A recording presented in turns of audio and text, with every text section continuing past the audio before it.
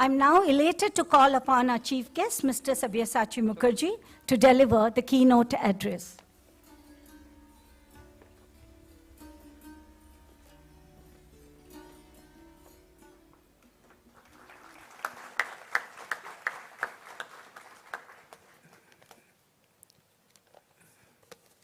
Good morning.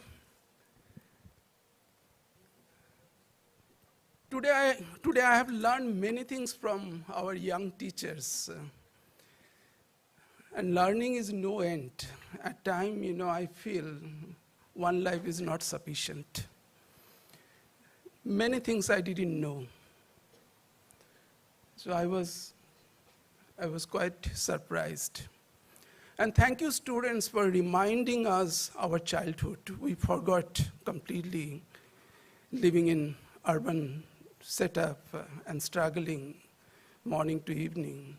And that is something for few moments, I went back to childhood and thinking about, again, Tagore, Rabindranath Tagore. He didn't write his autobiography, but he wrote his childhood, Chelebela. Good morning, colleagues and friends. Wish you a very happy 81st Foundation Day celebration. It's an honor and a privilege to be part of an institution that deeply believes in naturalism, humanism, internationalism, and idealism. Thank you, Sri Shamir Somaiya, President Somaiya Vidyavihar and Chancellor Somaiya Vidyavihar University, for inviting me to deliver the keynote address. I was a little surprised, when he contacted me. Museum director in academia, inviting to address the gathering, keynote address. That's why, so much interested in culture and heritage. In today's world, very few people talk about cultural heritage. And then I realized, Somaiya, because I'm part of Somaiya family, Buddhist studies on their committee. There are very few universities in the country take interest in humanities. Everyone taking interest in science and technology. And wherever I go, I have done some research, the budgetary allocation for humanities, I think you have to see with the magnifying glass. But here is one institute takes deep interest in humanities, and thank you so much for that. Thank you, Dr. Raghunath Shevgaonkar, Vice Chancellor Somaiya Vidyavihar, for the welcome, and thank you all for your patience. According to Gurudev Rabindranath Tagore, I'll be referring, off and on. I'm from Shantiniketan. Shantiniketan is my native place, so you have to forgive me. I quote, Rabindranath Tagore, he writes, "Education means enabling the mind to find out that ultimate truth which emancipates us from the bondage of dust and gives us wealth, not things, but of inner light, not of power, but of love. It is a process of enlightenment. It is divine wealth. It helps in realization of truth," unquote. He says further, I quote, "Teaching must be one with culture, spiritual, intellectual, aesthetic, economic, and social. True education is to realize at every step how our training and knowledge have an organic connection with our surroundings," unquote. Whatever, little opportunity I got to study this institute, I felt, to some extent, based on Tagore's philosophy, Padma Bhushan Sri K.J. Somaiya had created a little Shantiniketan here in suburban Mumbai.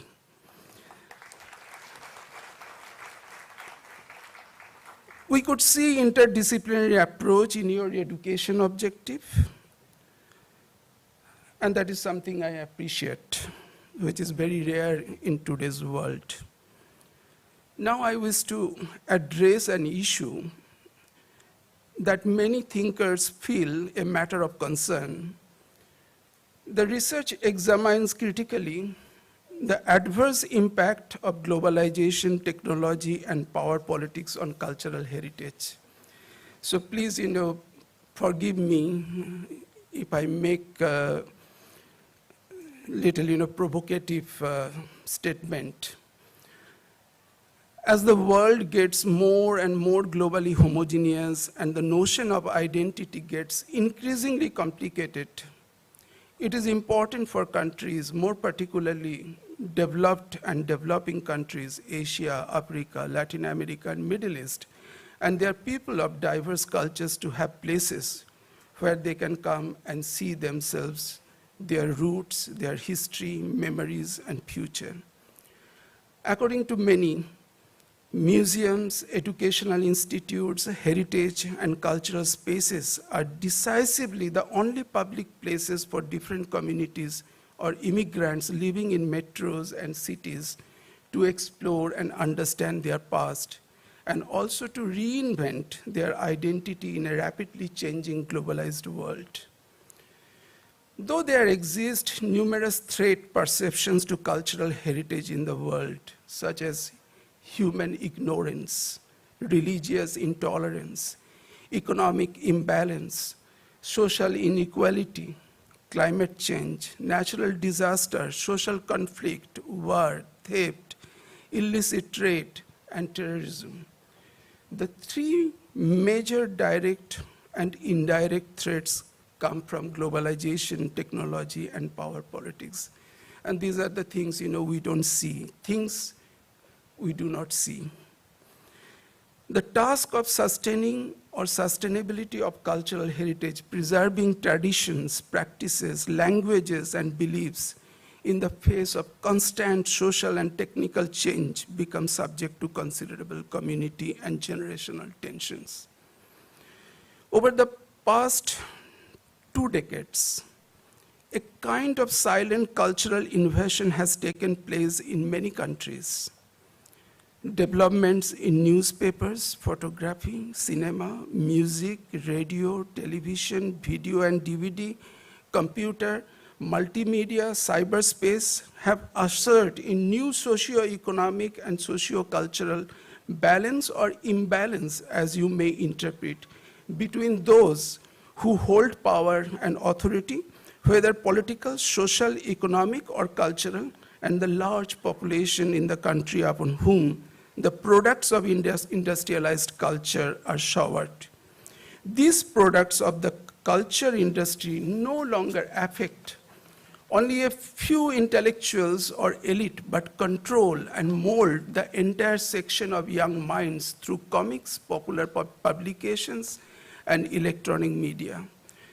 People may have a complacent feeling of freedom of choice with least knowledge that their so-called freedom has been dictated somewhere else, several years in advance in the production chain. We are simply passive consumer of such cultural industry products. A few selective examples of immediate impact of globalization and technology are provided. I just wanted to share.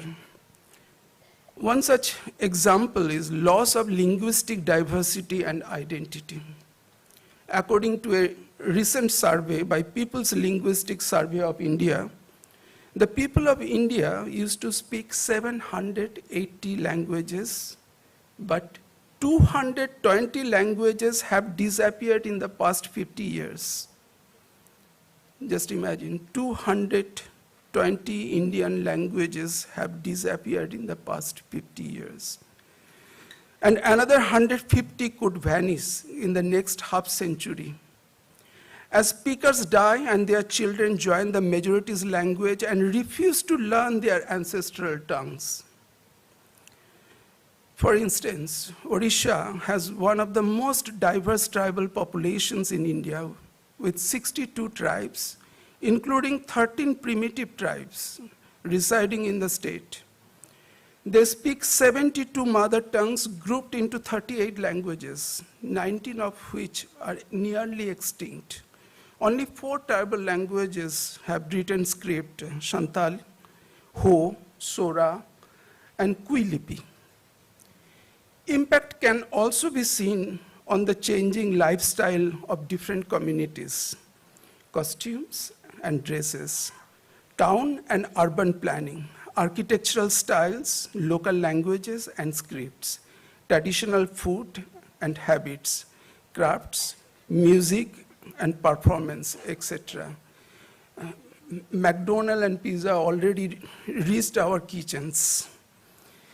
It is a widely acknowledged fact that our traditional art and craft forms are facing such a huge threat from the machine and digital technology that its sustainability is now a big question before us.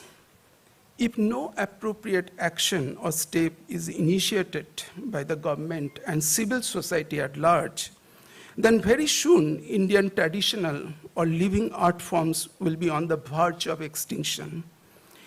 It is evident from the fact that due to unprecedented technological dependency in the UK, Europe, and America, these countries have now almost lost their crafts and traditional art forms. Today, the preservation of cultural heritage presents major challenges even in circumstances of peace and prosperity. The threats to heritage are unlimited. In different parts of the world, the ethnic violence is causing massive destruction of common cultural heritage.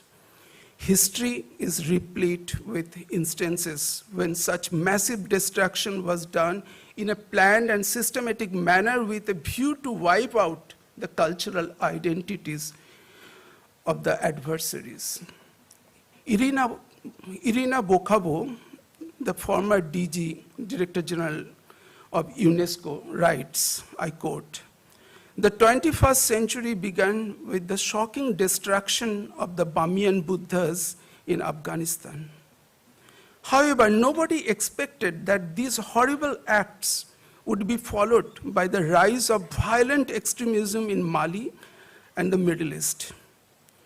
And I could not have imagined the challenges UNESCO would confront with the brutal systematic destruction of emblematic cultural sites. Culture has always been the victim of war and conflict, as collateral damage or from looting of sites, but this phenomenon was different. The destruction was used as a tactic of war to immediate populations, attack their identities, destroy their link with the past, eliminate the existence of diversity, and disseminate. Looking at the pattern of attack she describes, the aim was obviously to destroy the history and diversity and eliminate the culture of coexistence that is the DNA of this region. And finally, she concludes, culture alone is not enough to build peace, but without culture, peace cannot be lasting, unquote. Needless to say, the impact of power politics is visible everywhere, more particularly in South, Southeast, and Central Asia, Africa, Middle East, and Latin America. Politically motivated integration and disintegration is a part of international politics and has very badly affected local economics, social and cultural fabric of many countries. Therefore, it is high time for the United Nations General Assembly and Security Council to review the geopolitical situation and also the role of some of the major powers and their greed, which directly and indirectly indulge tension in many parts of the world. You all know what is happening between Russia and Ukraine. How can new international networks be created, and how can state authorities of different nations be engaged in a dialogue at an early stage to build stepping stones for the world peace and universal brotherhood movement? It is a matter of concern of every nation, irrespective of geographical locations, languages, and religions, to protect their diverse cultural heritage from the aggressive global forces and from their hidden agenda of one language and one culture. It is sad to observe that many communities or ethnic groups living in different countries as immigrants are forced to assimilate into their new or adopted countries due to various constraints under the garb of law of the land. One may refer, this is something I wanted you to understand, I have no bad intention. Very often we use, the term melting pot. So one may refer to the American concept of the melting pot, where people with different origins, languages, religions, and social customs merge to form a single unified culture.